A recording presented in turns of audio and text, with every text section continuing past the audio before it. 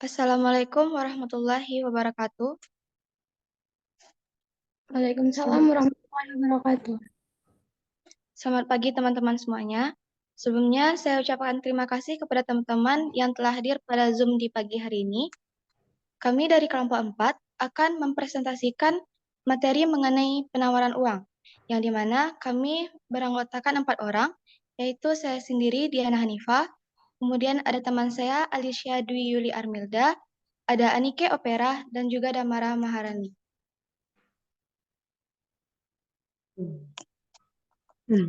Pada materi penawaran uang ini, terdapat 4 submateri yang akan kami bahas. Yang pertama yaitu mengenai konsep penawaran uang, yang kedua mengenai faktor yang mempengaruhi penawaran uang, yang ketiga ada teori penawaran uang tanpa bank, dan yang keempat ada teori penawaran uang modern.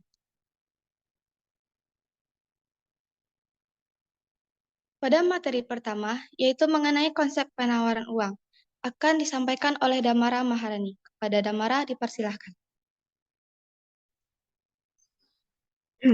Baik, terima kasih moderator. Konsep penawaran uang. Penawaran uang adalah jumlah uang yang tersedia dalam suatu perekonomian. Namun, bila penawaran uang diartikan dalam teori moneter, mempunyai arti yang sama dengan jumlah uang beredar. Sedangkan, penawaran uang secara umum disebut sebagai jumlah uang yang beredar, yang diartikan sebagai semua uang kartal atau uang giral yang ada di tangan masyarakat, bukan bank, atau sebagai jumlah uang kartal atau uang giral di luar sistem moneter yang dimiliki oleh sektor swasta domestik. Sesuai dengan cakupan uang beredar yang beragam, maka yang dimaksud dengan jumlah uang beredar di Indonesia adalah nilai keseluruhan uang yang berada di tangan masyarakat.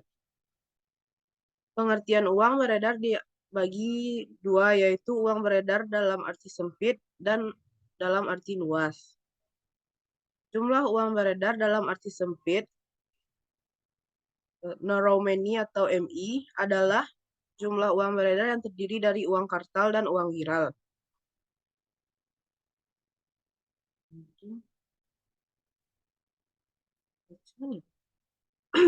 Uang adalah segala sesuatu yang dapat dipakai dan diterima umum untuk melakukan berbagai macam transaksi ekonomi atau pembayaran seperti pembelian barang dan jasa, pelunasan hutang, investasi, dan sebagainya. Pembahasan umum yang terkait dengan teori uang dalam ilmu ekonomi moneter biasanya mengenai dengan teori permintaan uang dan teori penawaran uang. Pokok pembahasan kita kali ini mengenai teori penawaran uang. Secara definisi, penawaran uang merupakan jumlah uang tersedia dalam suatu perekonomian atau jumlah uang yang beredar atau JUB di masyarakat. Konsep penawaran uang terkait dengan kebijakan moneter yaitu kebijakan yang bertujuan untuk mengatur jumlah uang yang beredar. Dengan demikian, penawaran uang dikendalikan sepenuhnya oleh bank sentral. Perubahan jumlah uang yang beredar secara garis besar dipengaruhi oleh uang inti dan pelipat uang atau multiplier. Besarnya uang inti sangat tergantung pada kebijakan-kebijakan yang ditentukan oleh bank sentral. Pelipat uang selain dipengaruhi oleh perilaku bank sentral, juga ditentukan oleh perilaku agen-agen ekonomi lainnya seperti bank umum dan masyarakat di domestik. Ada tiga lembaga yang menawarkan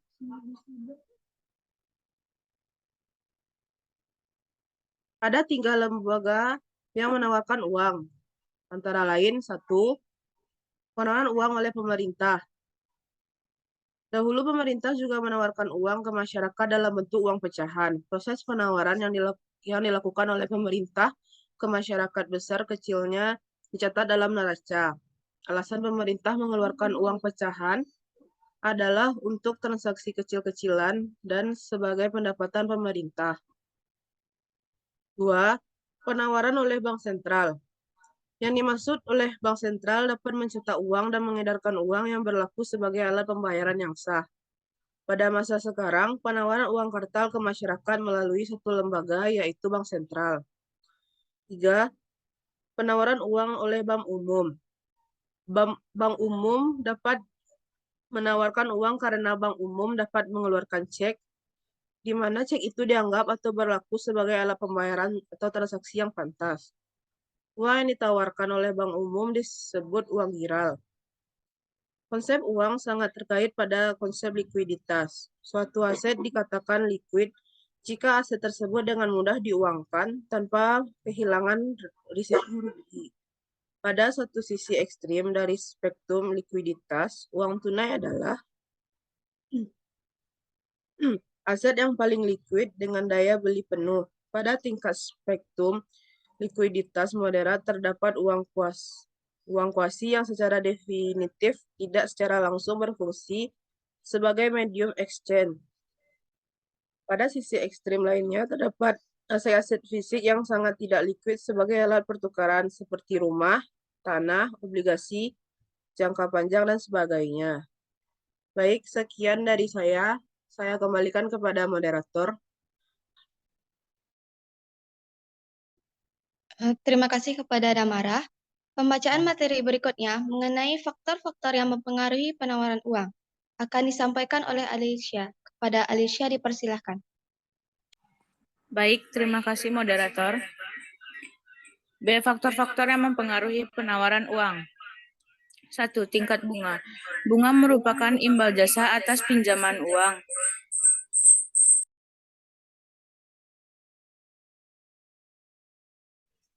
Imbal jasa ini merupakan suatu kompensasi kepada pemberi pinjaman atas manfaat ke depan dari uang pinjaman tersebut apabila diinvestasikan. Persentase dari pokok utang yang dibayarkan sebagai imbal jasa atau bunga dalam suatu periode tertentu disebut suku bunga. Suku bunga tetap adalah suku bunga pinjaman yang tidak berubah sepanjang masa kredit. Suku bunga mengambang adalah suku bunga yang berubah-ubah selama masa kredit berlangsung untuk mengukur suatu kurs referensi tertentu seperti misalnya LIBOR, di mana cara perhitungannya dengan menggunakan sistem penambahan margin terhadap kurs referensi. Tingkat bunga merupakan faktor utama yang mempengaruhi jumlah uang yang beredar dalam perekonomian. Tingginya tingkat bunga menyebabkan biaya produksi meningkat, yang pada gilirannya menyebabkan dunia usaha menjadi lesu. 2. Tingkat inflasi. Inflasi dapat disebabkan oleh dua hal, yaitu tarikan permintaan atau kelebihan likuiditas atau alat tukar. Dan yang kedua adalah tekanan produksi atau distribusi. Inflasi tarikan permintaan lebih dipengaruhi dari peran negara dalam kebijakan moneter yang dilakukan Bank Sentral. Inflasi ini terjadi akibat adanya permintaan total yang berlebihan yang biasanya dipicu oleh membanjirnya likuiditas di pasar sehingga terjadi permintaan yang tinggi dan memicu perubahan pada tingkat bunga. Bertambahnya volume alat tukar atau likuiditas yang terkait dengan permintaan terhadap barang dan jasa mengakibatkan bertambahnya permintaan terhadap faktor-faktor produksi tersebut. Meningkatnya permintaan terhadap faktor produksi yang menyebabkan harga faktor produksi meningkat. Jadi inflasi ini terjadi karena suatu kenaikan atau permintaan sewaktu perekonomian yang bersangkutan dalam inflasi full employment, di mana biasanya lebih disebabkan oleh rangsangan volume likuiditas di pasar yang berlebihan. Membanjirnya likuiditas di pasar juga disebabkan oleh banyak faktor selain yang utama tentunya kemampuan Bank Sentral dalam mengatur peredaran jumlah uang, kebijakan suku bunga Bank Sentral, sampai dengan aksi spekulasi yang terjadi di sektor industri keuangan. Sementara itu, inflasi tekanan diakibatkan kurangnya produksi atau keterbatasan distribusi. Inflasi ini dipengaruhi oleh peran negara dalam kebijakan eksekutor yang dalam hal ini dipegang oleh pemerintah seperti fiskal, perpajakan, kebijakan pembangunan infrastruktur, regulasi, dan lain sebagainya. Inflasi ini terjadi akibat adanya kelangkaan produksi dan juga termasuk adanya kelangkaan distribusi. Walaupun permintaan secara umum tidak ada perubahan yang meningkat secara signifikan. Adanya ketidaklancaran aliran distribusi ini atau berkurangnya produksi yang tersedia dari rata-rata permintaan normal dapat memicu kenaikan harga, sehingga dengan berlakunya hukum permintaan penawaran dan juga karena terbentuknya posisi nilai keekonomian yang baru dianggap produk tersebut akibat pola atau skala distribusi yang baru. 3. Pendapatan nasional. Permintaan agregat menunjukkan hubungan antara keseluruhan permintaan terhadap barang-barang dan jasa sesuai dengan tingkat harga. Permintaan agregat adalah suatu daftar dari keseluruhan barang dan jasa yang akan dibeli oleh sektor-sektor ekonomi pada berbagai tingkat harga. Sedangkan penawaran agregat menunjukkan hubungan antara keseluruhan penawaran barang-barang dan jasa yang ditawarkan oleh perusahaan-perusahaan dengan tingkat harga tertentu. Adanya kenaikan pada permintaan agregat cenderung mengakibatkan kenaikan tingkat harga dan pendapatan nasional, yang selanjutnya akan mengurangi tingkat pengangguran. Penurunan pada tingkat penawaran agregat cenderung menaikkan harga, tetapi akan menurunkan pendapatan nasional dan menambah pengangguran. Bila pendapatan nasional rendah, pemerintah mungkin akan memperbanyak jumlah uang yang beredar dengan tujuan untuk menggairahkan dunia perbankan ke dunia usaha. 4. Nilai tukar rupiah. Jika nilai tukar rupiah menurun, pemerintah akan menurunkan jumlah rupiah yang beredar, sehingga sesuai hukum keseimbangan permintaan dan penawaran, tingkat bunga akan naik dan nilai rupiah pun terangkat. Nilai tukar yang berdasarkan pada kekuatan pasar akan selalu berubah di setiap kali nilai-nilai salah satu dari dua komponen mata uang berubah. Sebuah mata uang akan cenderung menjadi lebih berharga bila permintaan menjadi lebih besar dari pasokan yang tersedia. Nilai akan menjadi berkurang bila permintaan kurang dari penawaran yang tersedia. Peningkatan permintaan terhadap mata uang adalah yang terbaik karena dengan meningkatnya permintaan untuk transaksi uang atau mungkin adanya peningkatan permintaan uang yang spekulatif. C. Teori penawaran uang tanpa bank. Teori-teori lama tentang jumlah yang beredar sangat sederhana dan menganggap seakan-akan perbankan tidak ada.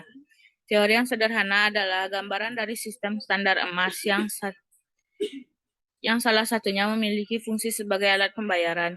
Salah satu cara untuk menurunkan jumlah uang beredar adalah mengirim emas ke luar negeri untuk menutup defisit neraca pembayaran. Emas digunakan untuk membayar barang-barang yang diimpor yang jumlahnya lebih besar daripada nilai-nilai barang yang diekspor, atau karena di industri yang menggunakan emas dalam proses produksinya. Dengan demikian, emas yang tersedia semakin berkurang karena digunakan untuk alat pembayaran. Jumlah uang beredar akan naik jika ada surplus neraca pembayaran atau karena produksi emas meningkat, misalnya karena ditemukan tambang emas yang baru. Sistem moneter tersebut tidak memerlukan regulasi. Sistem moneter tersebut tidak memerlukan regulasi atau otorisasi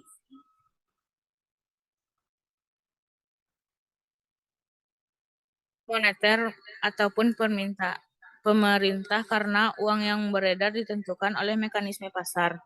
Dalam perekonomian tertutup seperti ini yang menggunakan emas sebagai alat pembayaran, maka penawaran uang akan bertambah apabila orang memproduksi emas.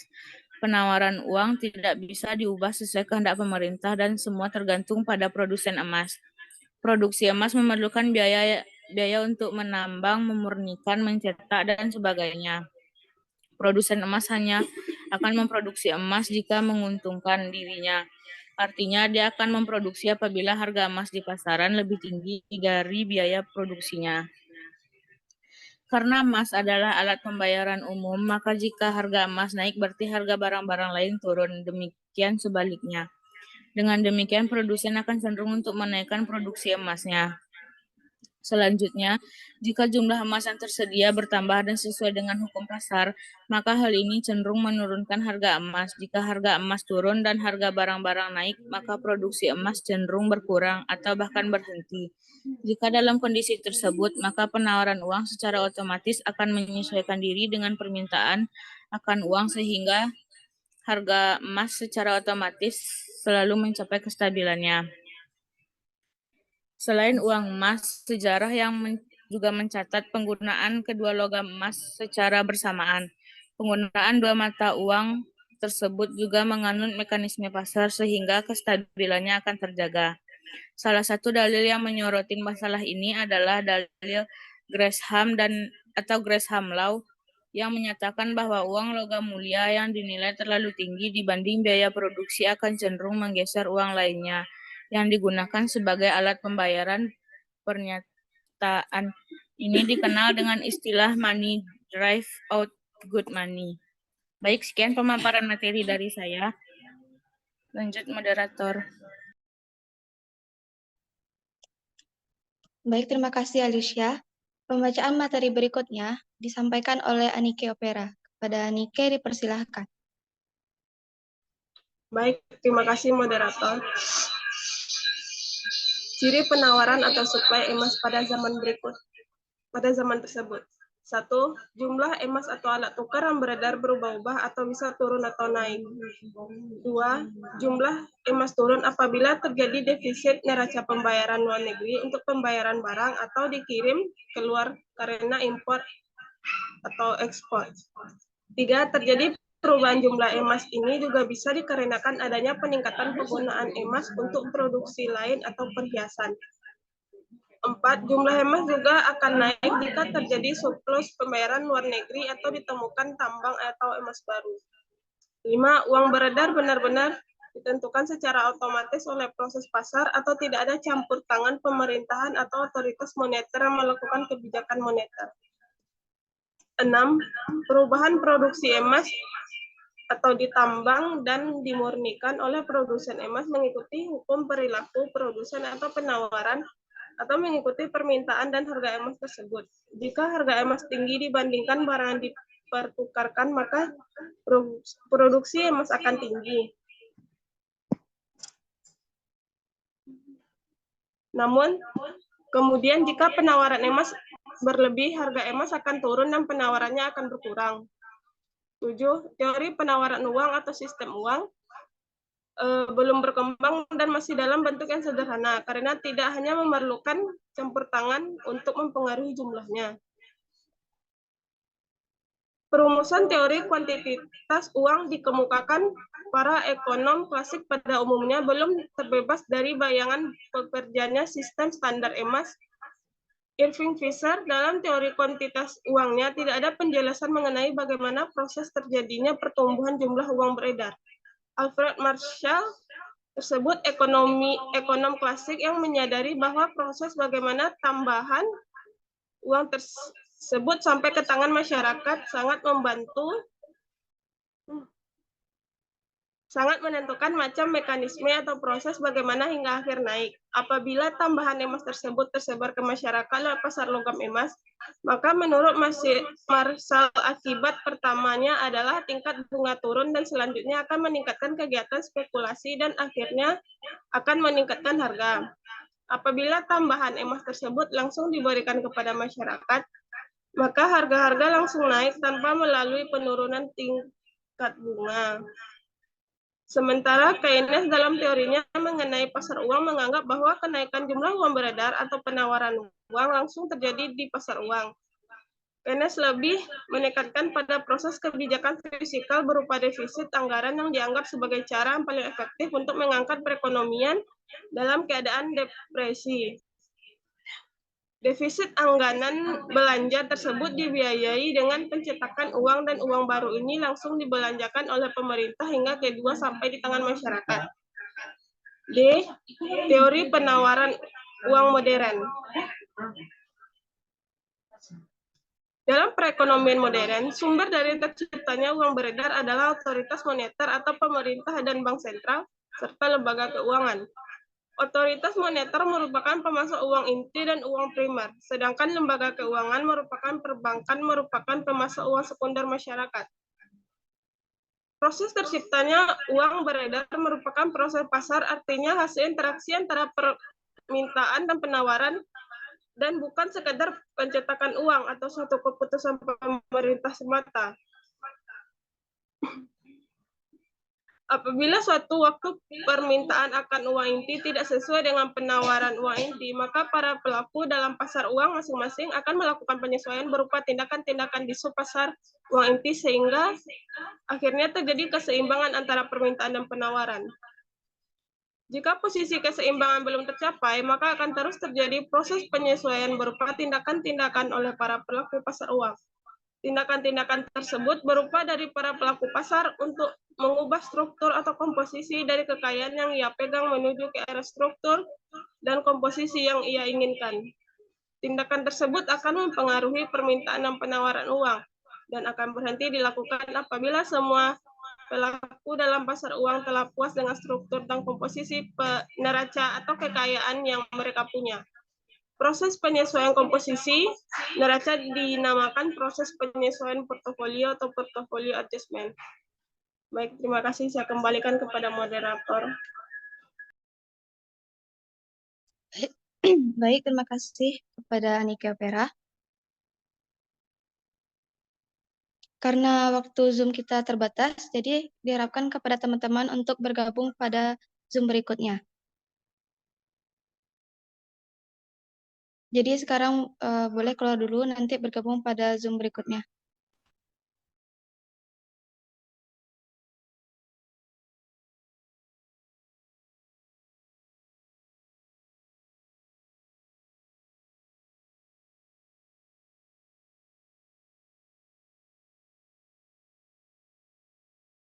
Baiklah teman-teman, jadi itulah hasil presentasi kami tadi. Jadi selanjutnya kami akan membuka dua sesi, yang dimana yang pertama sesi penambahan materi dan kedua sesi tanya jawab. Untuk sesi pertama yaitu penambahan materi, kepada teman-teman yang ingin menambahkan materi dipersilahkan.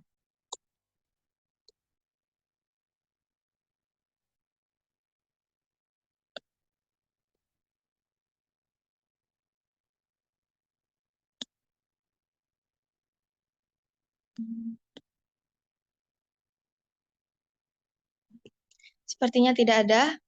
Lanjut kepada sesi kedua, yaitu sesi tanya jawab. Kepada teman-teman yang ingin bertanya, dipersilahkan.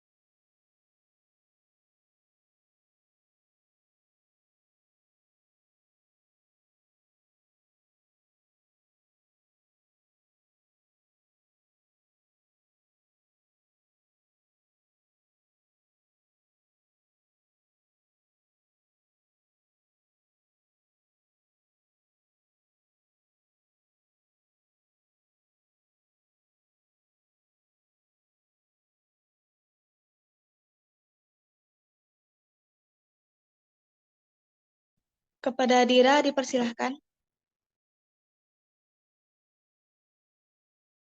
Baik, terima kasih moderator. Perkenalkan saya Dira Febriani dengan NIM 22043036. Saya ingin bertanya kepada kelompok penyaji. Pertanyaan saya adalah, apa hubungan antara inflasi dengan penawaran uang dan bagaimana inflasi itu dapat mempengaruhi penawaran uang? Jelaskan dengan bahasa yang dapat mudah dipahami. Sekian, terima kasih. Baik, terima kasih Dira.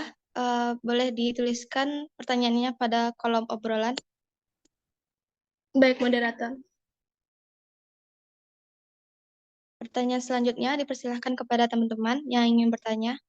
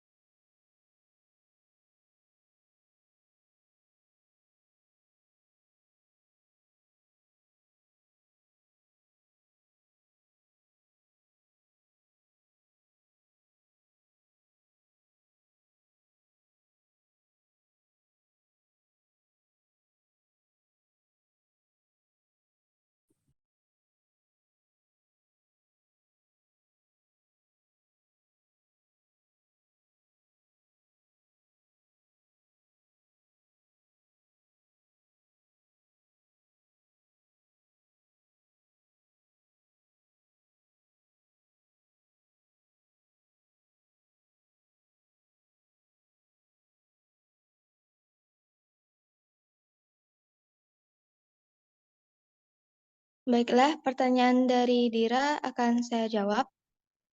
Yang dimana hubungan antara tingkat inflasi dengan penawaran uang adalah hubungannya semakin tinggi inflasi, maka akan sedikit penawaran uang. Hal ini dikarenakan jumlah uang yang beredar di masyarakat akan sangat mempengaruhi tingkat inflasi.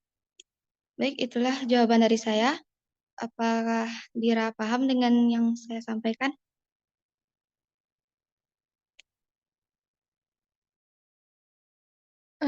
Baik, moderator. Sebelumnya tadi itu pertanyaan saya kan ada dua. Hubungan antara inflasi dengan penawaran uang dan bagaimana cara inflasi itu dapat mempengaruhi penawaran uang. Baik,